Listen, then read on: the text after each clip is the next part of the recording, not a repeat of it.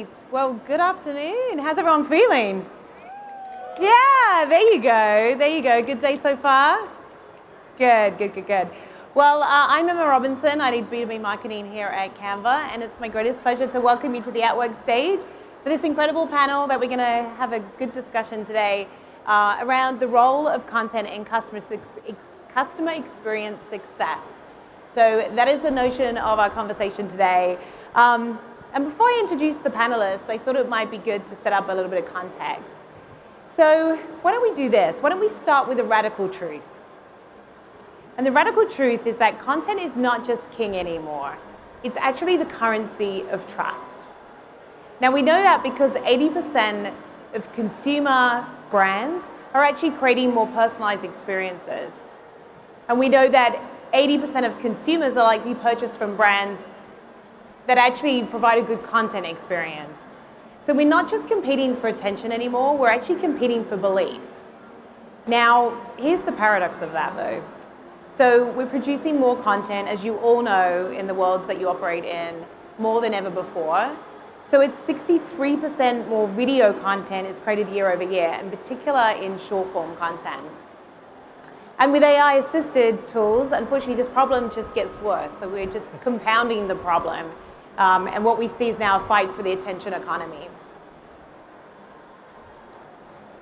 Yet customers still feel overwhelmed. We hear that a lot. They're overwhelmed. They don't know how to interact with your brand sometimes because volume doesn't always equal value, and more assets don't always mean good outcomes.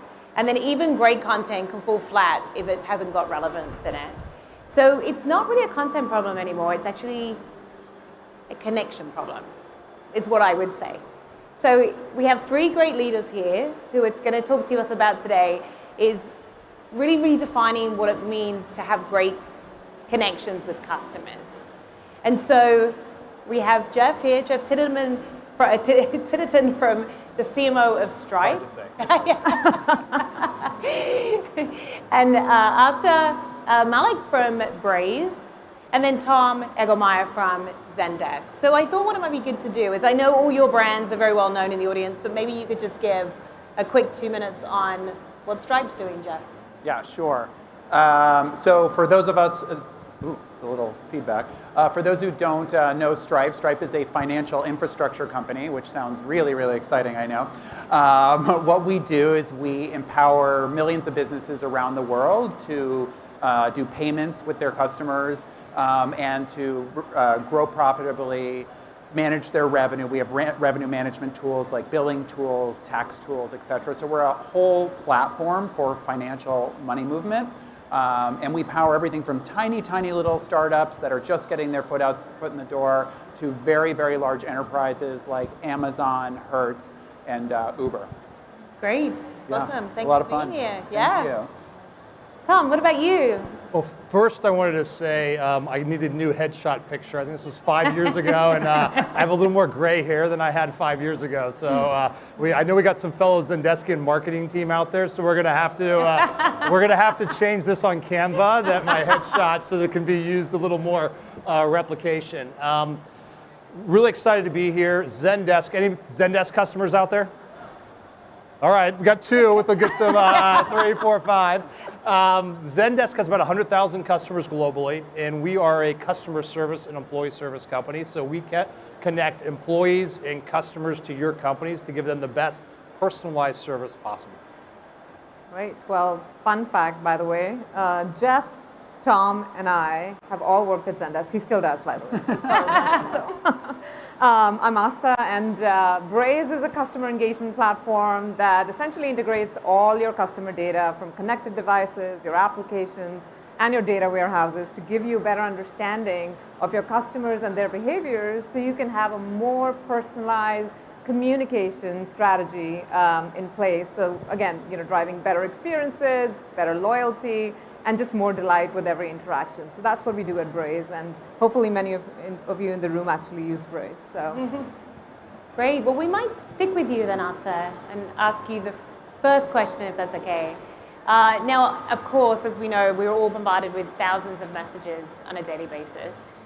And at Braze, you obviously deal with that very incredibly well. So I would ask you, how do you distinguish between personalization that actually really works and really cuts through and genuinely enhances that customer experience versus those that feel maybe intrusive? Like, how do you deal with that balance? Yeah, I think if I started by saying, well, customer experiences or expectations are on the rise and ever changing, that is something that you've heard for a long, long time, whether that's in the context of customer support or customer experience or customer engagement. So that is a constant, and that's always going to be the case. I think what customers want now is for brands to align with their intent and their values and almost anticipate their needs, right? So not just reacting, but anticipate what they want. And that is not possible without really having a really good understanding about customer behaviors.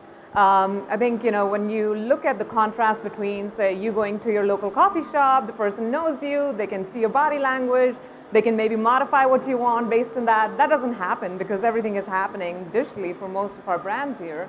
And that digital body language is really, really hard to decipher. And I think that's where the disconnected experiences happen, where it feels like, you've sent something at the wrong time or the wrong channel, or sort of like a completely wrong message to the customer. And, what brands end up doing to get to a better place is really building a better first-party data, just to understand their customers better. And I think for Braze, we've had a strong legacy in the first-party data sphere. I think we've been calling first-party data before it was a thing for about 13 years. And we really believe that, once you start investing in really understanding your customers, they're actually willing to share that data if you are building that trust, if you're telling them exactly how you're going to use it. So it's a better experience when you're delighted and saying, aha, the brand got exactly what I wanted, versus how did you figure that out about me, right? So that's the difference between, I think, what you mentioned before, how do you distinguish between an experience that resonates versus an experience that feels like, well, you invaded my privacy or you know too much about me. So first-party data is critical for that. And I think the second part of that is also moving away from this segment-based approach to signal-based approach. And that, again, is dependent on how well you understand your customers. So, as you get that better understanding, you can have a better approach than just A/B testing. Because I think, customers, again, are not just looking for, well, you've segmented me in one of the 3 buckets in your marketing strategy and I'm going to get something. That doesn't feel relevant. It still might be, according to you, somewhat personalized, but it might not be relevant. Again, maybe wrong message, wrong time. So we have fundamentally always believed that, customer engagement is like building a relationship. And like any relationship in the long haul, you have to build that trust. And that trust comes from showing up at the right time for your customer, listening to your customer, and then responding to your customer in the way they expect. Hopefully, this is the kind of relationship where you all have to do all the work, but maybe hopefully the other relationships in your life don't work that way and both the parties are putting in the same amount of work. But yeah, so I think that to me is like critical in terms of like building out your first party data. And then combining it with creativity. Let's not take that for granted. I think there's a lot of conversation all the time about AI and data, and those things will definitely help you boost your marketing efforts, right? Help you optimize and scale marketing efforts. But that doesn't mean it has to be the same. That's where your creativity and bringing your creative brilliance to life, again, depends on understanding, do you have the right tools, that if your team is putting great ideas together, how do you scale them? And Canva did something very interesting with us too. They launched this Time to Try campaign. Yeah. And they were able to kind of like, just inform hundreds of thousands of their users about their visual suite, and each one of them got a very different campaign or a different message because, again, they've invested in really understanding their customers, building and enriching their first-party data. So based on their product usage, based on their behaviors and signals, like if you're starting a new design, I'm going to send you this message, and you've already told me what device and what time is preferable to you. So I think that's the beauty of investing in that and delivering relevant messages. Yeah, I love that. And by the way, everybody who received an email for this event, I think that was probably 60 emails or so over the course of the time. They were all set powered by Braze, so thank you so much for that. Well, there you go. Thank you. Yeah, no. But I guess just to double down on what some of the things you said, is there a particular framework, the customer-centric framework that you start to look at personalization and how you can scale it across Braze? Yeah, I think, so my job is really interesting because I also manage marketing and then I sell to marketers. So it's very meta. So when I'm asked about questions like, do you have a great example? Usually I try to give a customer example. So Max is one of our customers. And for them, one of the things that they did was, they obviously gather a lot of good data. Again, enriching their first party data with understanding what movies do you like, what shows do you like, what time do you like to watch the shows. So they have inherently a really good understanding, and the customers have given them the right to communicate to them because they're sharing that data, which is great, which is not the case if you're buying data or you're relying on third parties to get access to customer information.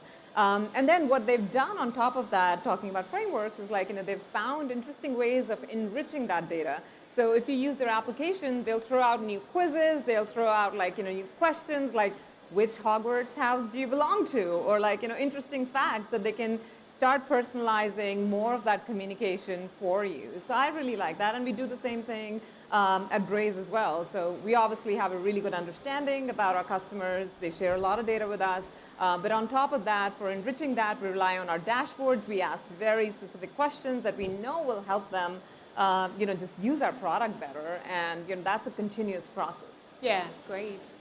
Thank you. Jeff, I might turn to you now. Oh, hello. Yeah. Now, I'd be curious to understand, when it comes to content development and strategy, how do you think about the performance of that? Like, Stripe is a very performance-based company. So how do you think about measuring this sort of ROI of your content? Tell me, what does that look like for you?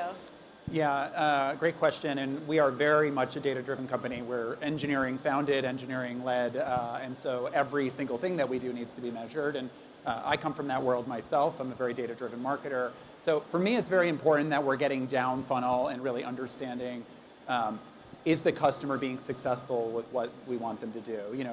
Classic marketing problem you have is marketers come and tell you very high-level engagement metrics, right? They're coming and saying, I got this many clicks, I got this many impressions, and I can't tell you further what happened because their tools don't allow them. Really, really, really important that we build the tools to enable you to measure customer success. For me, customer success is actually measured as financial success for the company because customers vote with their wallets, right?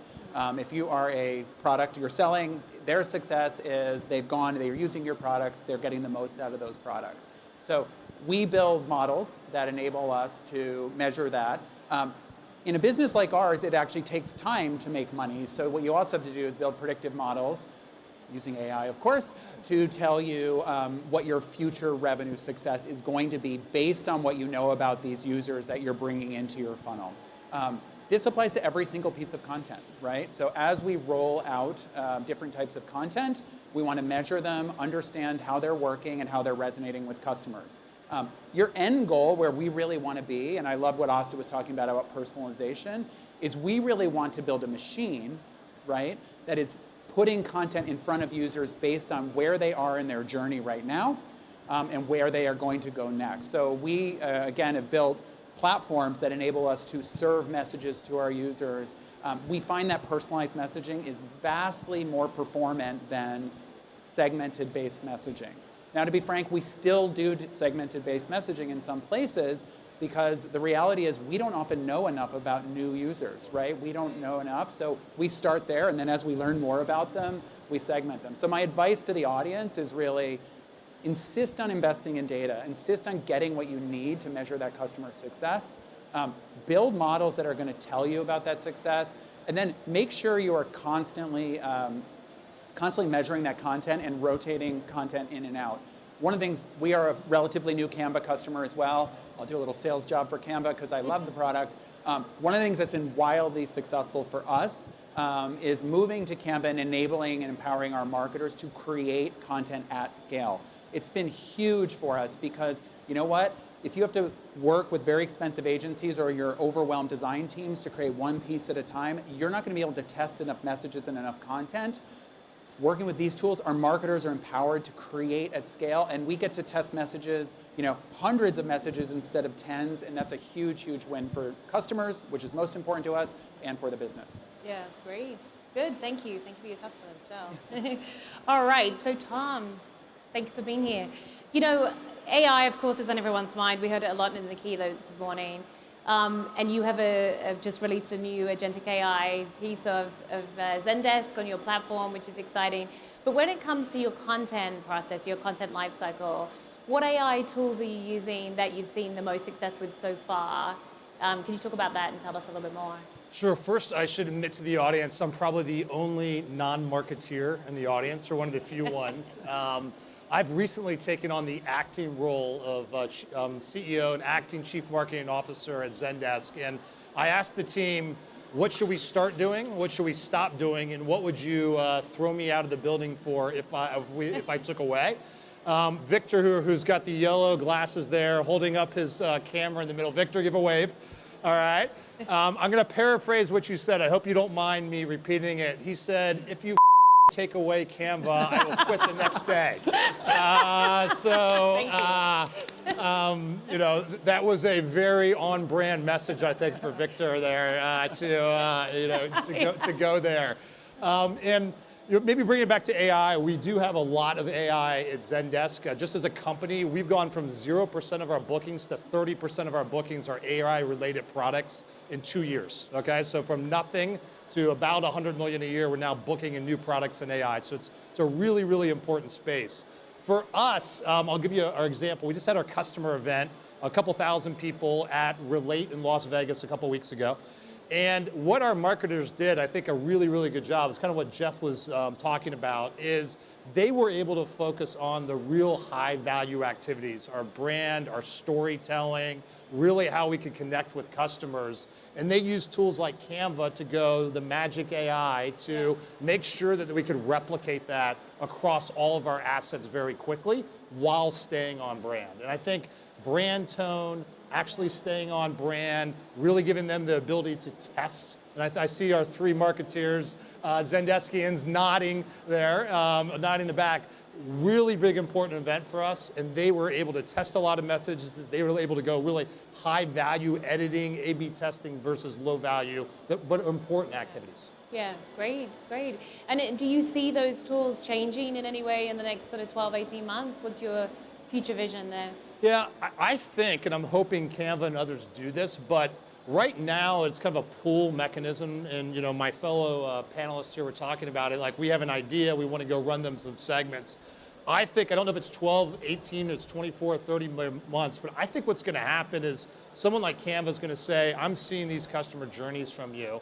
I actually think you should make this kind of content. And oh, by the way, I already know your brand tone. I already know your brand. Here's the content I suggest. And I already A/B tested it for you with someone else. And so this is what you should be doing. So I think content is going to move really quickly because of AI. And the next, and again, is it 12 months? Is it 18? Is it 3 years? I don't know. It's going to be less of a pull, more of a push. And everyone in the audience is going to be more of an editor. I'm going to accept it. I'm going to reject it. I'm going to change it a little bit versus more of a pull mechanism right now. Right.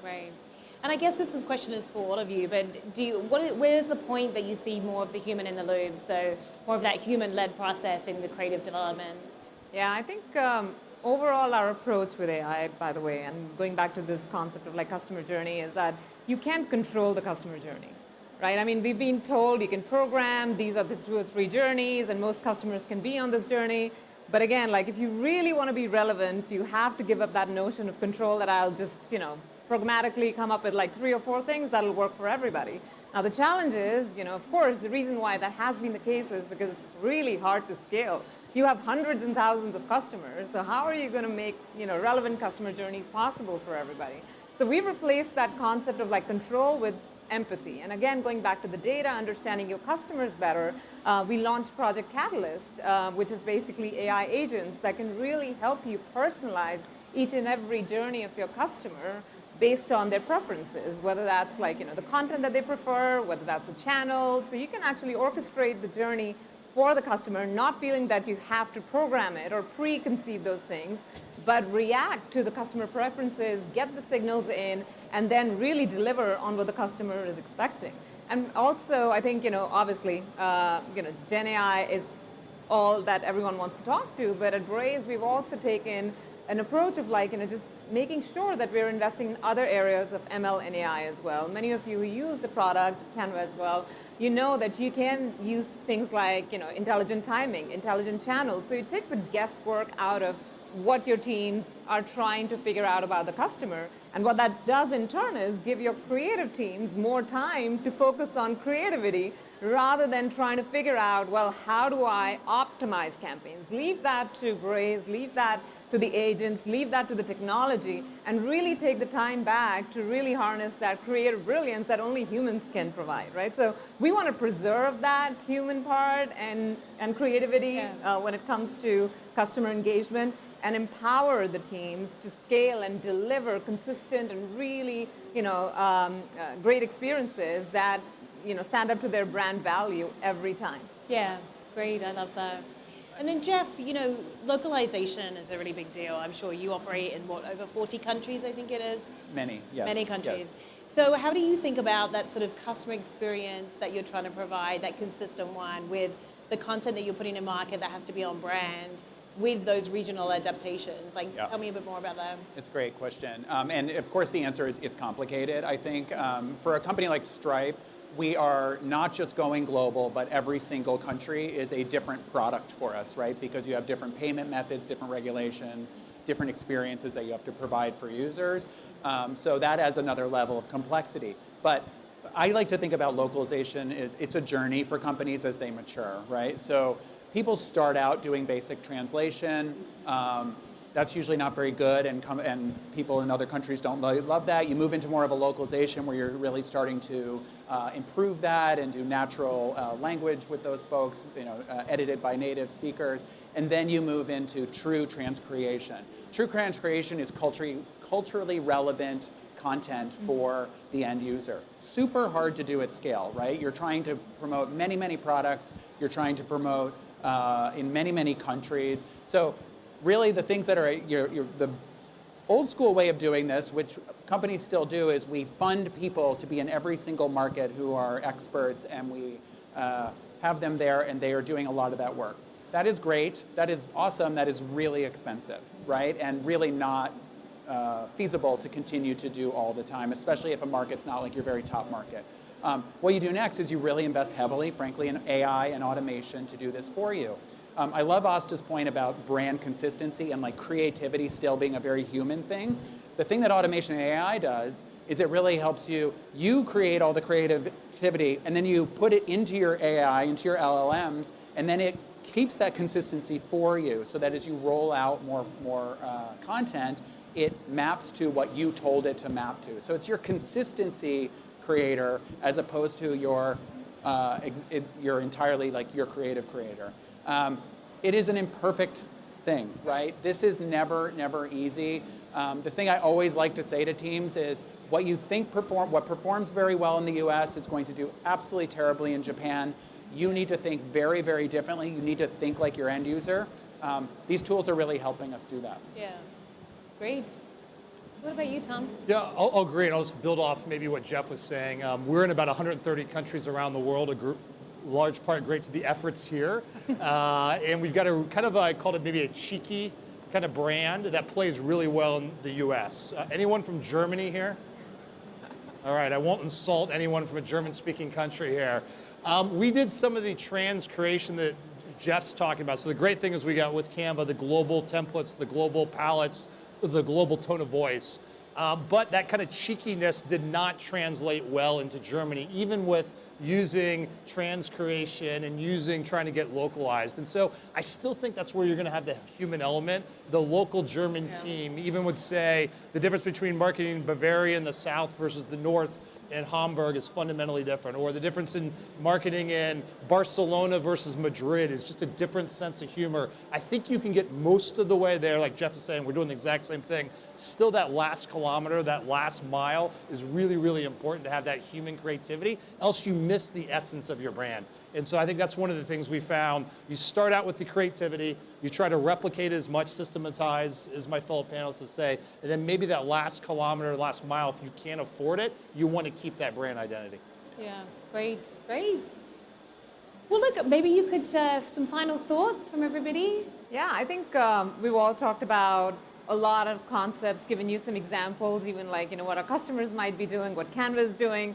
The way I think about even AI and all new tools that are available to any marketer is that this is going to become the great equalizer, right? I've never been in any marketing team that hasn't had the problem of, well, my budget is really low and I can't really do this, right? That's a perpetual problem for all marketers everywhere. And I just think AI can really supercharge your efforts in a way where maybe previously it was not possible. We've seen the smallest of our customers, there's a delivery service in Argentina and Russia. They won Cannes Lions, to some of our biggest customers, DoorDash winning Cannes Lions. And I think that is a really good example of how technology becomes the equalizer. So, you might only have a handful of marketers, your budget might be tight, but you now have the tools that can really empower you to do the creative things you want at scale and deliver the results. Great. AI has been hot for 20 years. There's been predictive analytics, there's been machine learning. It's real now, okay? So I would just all encourage you, I tell this to fellow employees, I try to do it myself to learn AI every day and try to spend an hour a day looking at different tools, experimenting myself on how I can make myself more effective. I tell it to my kids, I have a 22-year-old and a 19-year-old, and they're like, what should I do with AI disrupting everything for my, my future employment? And I say, learn great writing skills, analytical skills, speaking skills, and learn and experiment with AI, and recognize your average fellow employee in your company is going to be resistant to change. Change is bad, change is hard, and try to show them how this can enhance their skill set at your current company or at another company. So I would just be like, embrace AI, embrace the change, and you're going to have massive, massive gains for it. I'll just give you one quick story. I write MBA recommendations, and I'm not the greatest writer. It used to take me 8 hours for a single recommendation. I would do 3 or 4 a year. I now do those in about 60 minutes to 90 minutes, and I think for sure the quality is a lot better because the writing's a lot better. They're more persuasive, and that's just a little thing that I'm doing in my life that is saving me 2 or 3 days, and the product is better. Yeah, great. Good example. What about you, Jeff? This is the most exciting time ever, probably, to be a marketer, or I should say a designer too, because I think we probably have a bunch of designers in the audience as well. And you could think of these tools that are available to us now as maybe competing with the humans that are doing this, but they're absolutely not. They're actually creating massive opportunity for us to do amazing, amazing things. I see it in the data. Again, I look at a lot of data every day in my role. I think, Jeff, you're not loving that, though, to a certain extent. I know you're data-oriented, but I kind of hear it like, no, you'd rather be in the creative space. Just to be clear, I love it. Yeah, I like the numbers, because they tell me if it's working or not, right? And so for all of you, I'd say if you are in a role where you think you could do more, push your leadership, get them excited, because they have a million things going on and they may not be thinking about this. Do the research, better learn about what can help your industry in particular. These tools are like leapfrogging ahead constantly. One thing I do find myself doing is spending a great deal of time self-educating. I recommend everybody do that, because what was hot 4 months ago is not hot anymore, and that is both exciting, slightly overwhelming, but it means you need to keep up on that path. It's really awesome.